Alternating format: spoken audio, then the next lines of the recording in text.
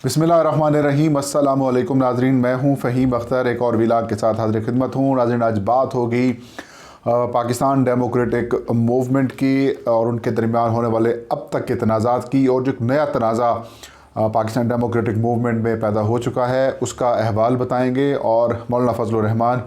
एक नई परेशानी में मुब्तला हैं, अनजाने खौफ में मुब्तला हैं, और उनका उन्होंने हल भी निकाल लिया है। नाज़रीन, आपके इल्म में होगा कि 20 सितंबर 2020 को इस्लामाबाद में एक आल पार्टीज़ कॉन्फ्रेंस होती है और उसमें 11 सियासी जमातों के सरबराहान और नुमाइंदगान शिरकत करते हैं। साबिक़ वज़ीर-ए-आज़म नवाज़ शरीफ ने भी उससे ख़िताब किया, और वो पहला मौका था जब वफाकी हुकूमत ने उनके किसी ख़िताब को ऑन एयर जाने की इजाज़त दी थी। और उस ख़िताब के बाद से जो नवाज़ शरीफ हैं उनका टारगेट पाकिस्तान के रियासती इदारे हैं, पाकिस्तान की अफवाज है, आर्मी चीफ़ हैं, और ISI जो कि पाकिस्तान की प्रीमियर इंटेलिजेंस एजेंसी है उनके चीफ़ हैं। तो उसके बाद उसी इजलास में पाकिस्तान डेमोक्रेटिक मूवमेंट बनाने का फ़ैसला हुआ। फिर उसके बाद हमने देखा PDM के 3 बड़े जलसे हुए। पहला जलसा गुजरांवाला में हुआ, दूसरा जलसा कराची में, और तीसरा जलसा कोयटा में हुआ। अगर हम देखें दो एक महीनों को, तो इन डेढ़ पौने 2 महीनों के दौरान पाकिस्तान डेमोक्रेटिक मूवमेंट मुख्तलिफ तनाज़ात का शिकार रही है। पहले इनका तनाज़ा शुरू हुआ कि PDM की सरबराही कौन लेगा। फिर मौलाना फजलुर रहमान का कुरा फाल निकला, मौलाना फजलुर रहमान को दे दी गई। उसके बाद फिर ये मामला हुआ कि पाकिस्तान डेमोक्रेटिक मूवमेंट की जो सरबराही होगी वो कुछ अरसे के लिए होगी, रोटेट हुआ करेगी। पीपल्स पार्टी और ANP की जानिब से ये तजवीज़ दी गई, मुस्लिम लीग नून की जानिब से भी मुखालफत की गई पहले, लेकिन बाद में नवाज़ शरीफ की मुदाखलत के ऊपर ये परेशानी ख़त्म हो गई। फिर उसके बाद सूबों की में डिवाइड करना था जो PDM की लीडरशिप को, वो भी अभी तक नहीं हो पाई, और अभी तक उसके ऊपर इश्यूज़ चल रहे हैं। मौलाना फजलुर रहमान शुरू से लेकर अब तक एक ही डिमांड कर रहे हैं कि एक तहरीरी मिसाक किया जाए, एक तहरीरी मुआहदा होना चाहिए ताकि फिर इसको आगे लेकर चलें। फिर जब साबिक़ वज़ीर-ए-आज़म नवाज़ शरीफ की जानिब से पाक फ़ौज के सरबराह और DG ISI के ऊपर इल्ज़ामात लगाए गए और उनका नाम लेकर उनके ऊपर तनकीद की गई, तो इसके ऊपर पाकिस्तान पीपल्स पार्टी हो या फिर अवामी नेशनल पार्टी हो, और भी जो जमातें हैं उनकी जानिब से कंसर्न्स शो किए गए। यहाँ पर इख्तलाफ शुरू हो गया, फिर बयानिए का इख्तलाफ शुरू हो गया, और अभी जो ताज़ा नाज़रीन फड्डा चल रहा है, जो इशू चल रहा है, वो ये है कि आगे जाकर अगर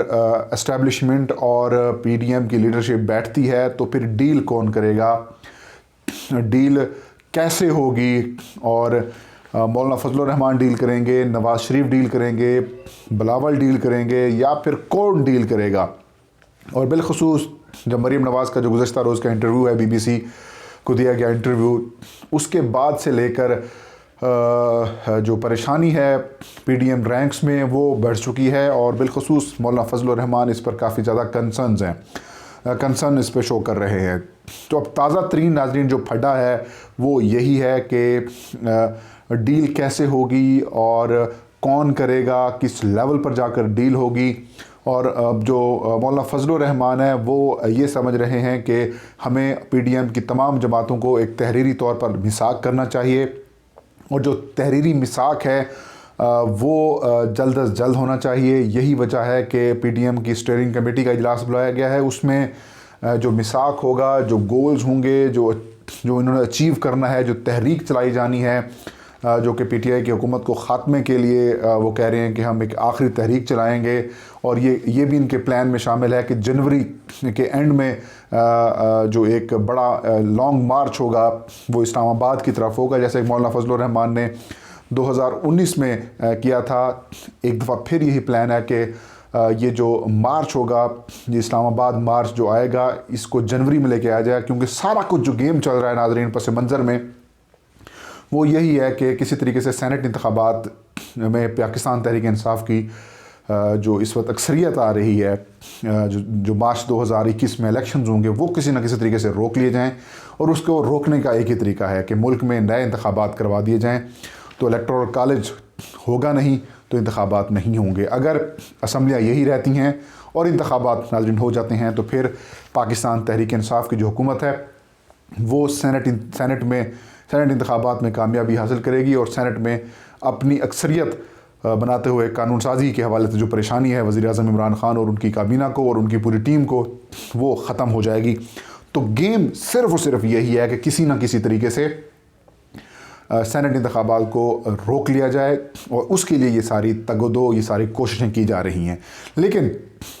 آپشنز اور بھی بہت سارے ہیں، اگر یہ استعفے دیتے ہیں تب بھی سینٹ انتخابات ہو جائیں گے، لہٰذا آپشن ان کے ذہن میں بالکل نہیں ہے کہ ہم نے استعفے دینے ہیں۔ انہوں نے جو پلان کیا ہوا ہے، جو ذہن میں ان کے ہے، وہ کسی نہ کسی طریقے سے مارچ میں لا کر، لانگ مارچ لگا کر عوام کو ادھر بٹھا دیا جائے، دھرنا دے دیا جائے اور عمران خان سے ریزائن لے کر نئے انتخابات کروانے کی ڈیٹ اناؤنس کرا دی جائے اور یوں سینٹ الیکشنز ملتوی ہو جائیں، اور اس کے علاوہ کوئی آپشن نہیں ہے۔ اگر عمران خان رہتے ہیں، اسمبلیاں رہتی ہیں، تو پھر سینٹ انتخابات ہوں گے، چاہے یہ استعفے بھی دے دیں، کیونکہ یہ قانون کلیئر ہے۔ اب مولانا فضل الرحمان یہ چاہ رہے ہیں کہ کسی نہ کسی طریقے سے جو تمام سیاسی جماعتیں ہیں، جو کہ مسلم لیگ نون ہو، پاکستان پیپلز پارٹی ہو، عوامی نیشنل پارٹی ہو، بی این پی ہو، یا پھر قومی وطن پارٹی ہو، یا پھر جو نیشنل پارٹی ہو، یا پھر جو محمود خان اچکزئی صاحب کی پختونخوا ملی عوامی پارٹی ہو، یہ اکا دکا جو چھوٹی موٹی جو سیاسی جماعتیں جن کی قومی اسمبلی یا سینٹ آف پاکستان یا پھر پارلیمنٹ کسی صوبائی اسمبلی میں نمائندگی موجود ہے، وہ اس بات پہ ڈیل کر سکیں، متحد ہو جائیں کہ اگر اسٹیبلشمنٹ کے ساتھ کوئی بات کی جانی ہے تو جو پی ڈی ایم کی لیڈرشپ ہے وہ بات کرے۔ کہیں ایسا نہ ہو کہ مولانا فضل الرحمان کو یہ خوف ہے، کہیں ایسا نہ ہو کہ جس طریقے سے 2019 میں انہوں نے کہا میں نے لانگ مارچ نکالا تھا، اور اس کے بعد پاکستان پیپلز پارٹی اور مسلم لیگ نون نے الگ الگ حیثیت میں ان کے ساتھ اسٹیبلشمنٹ کے ساتھ بات چیت کی، اور بیچ منجدار میں مولانا فضل الرحمان یہ کہتی ہیں کہ بیچ منجدار میں جو مسلم لیگ نون اور پاکستان پیپلز پارٹی اسے چھوڑ کے گئی تھی، اس کے بعد ان کی تحریک کمزور ہو گئی تھی، ان کا جو لانگ مارچ تھا وہ کمزور ہو گیا تھا، اس کا جو امپیکٹ تھا وہ ختم ہو چکا تھا۔ کہیں ایسا نہ ہو کہ دوبارہ مسلم لیگ نون پیپلز پارٹی ایسا کر لیں، تو اس وجہ سے بہتر یہی ہے کہ اس سے پہلے کہ تحریک کو ہم فائنل مراحل میں لے کے جائیں، حتمی معاملے میں لے کے جائیں، کہیں ایسا نہ ہو کہ پیپلز پارٹی اور مسلم لیگ نون دوبارہ انڈر ہینڈ ڈیل کر لیں اور ایک بار پھر مولانا فضل الرحمان کہتے ہیں کہ میں ہاتھ ملتا رہ جاؤں۔ ان کو ایک انجانہ کا خوف ہے، اور ویسے بھی مولانا فضل الرحمان نے اپنے قریبی ساتھیوں کے ساتھ یہ ذکر بھی کیا ہے کہ نواز شریف جو ہیں وہ ایسا محسوس ہو رہا ہے جیسے وہ پارٹی یا پی ڈی ایم کو ہائی جیک کر لیں گے، اور